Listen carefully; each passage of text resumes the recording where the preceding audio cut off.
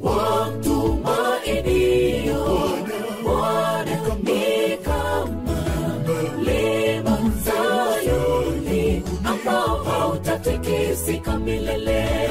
Wamtumainio Bwana ni kama mlima Sayuni ambao hautatikisika milele, kama milima inavyokuzunguka Yerusalemu.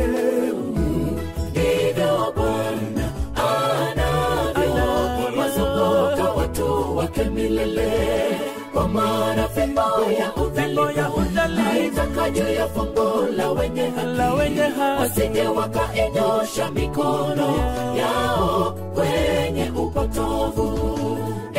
Bwana, uwatendee mema walio wema, nao walio wanyofu wa moyo uwatendee mema, bali wao wanaozigeukia njia zao zilizopotoka Bwana atawaondoa na maovu yao. Amani idumu milele, wao wamtumainio Bwana ni kama mlima Sayuni, hawatatikisika kamwe maishani.